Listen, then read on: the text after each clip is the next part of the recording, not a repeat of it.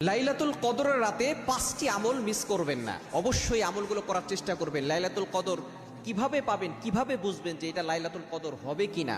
নবীজি সাল্লাল্লাহু আলাইহি ওয়াসাল্লাম জানিয়ে দিয়েছেন যে রাতে আপনি ইবাদত করে অনেক মজা পাবেন এবং যে রাতে অনেক বেশি গরমও থাকবে না, অনেক বেশি ঠান্ডাও থাকবে না, এরকম যদি রাত হয় এবং সেটা বেজোরের রাত হয়, বিশেষ করে রাসূলুল্লাহ সাল্লাল্লাহু আলাইহি ওয়াসাল্লাম বলেছেন তোমরা শেষ দশকের বেজোরের রাতগুলোতে লাইলাতুল কদর তালাশ করো। 21-এর রাত, 23-এর রাত, 25-এর রাত এবং 27-এর রাত, 29-এর রাত, এই রাতগুলোতে আপনি অবশ্যই প্রতি রাতে আপনি আমল করার চেষ্টা করবেন। এই 5টি আমল ভুলেও মিস করবেন না। নাম্বার 1, 1 নাম্বার হচ্ছে দোয়া পড়া। নবীজি সাল্লাল্লাহু আলাইহি ওয়াসাল্লামের কাছে আম্মা জান আয়েশা রাদিয়াল্লাহু তাআলা আনহা জিজ্ঞেস করেছিলেন, ইয়া রাসূলুল্লাহ, ইয়া হাবিবাল্লাহ, আপনি যদি লাইলাতুল কদর পেয়ে যাই কি আমল করব? নবী সাল্লাল্লাহু আলাইহি ওয়াসাল্লাম বলেছেন তুমি একটা দোয়া করবে, আল্লাহুম্মা ইন্নাকা আফুউন তুহিব্বুল আফওয়া ফাআফু আন্নী।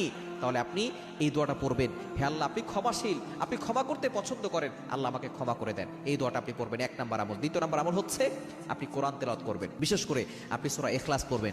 যদি আপনি একবার সূরা ইখলাস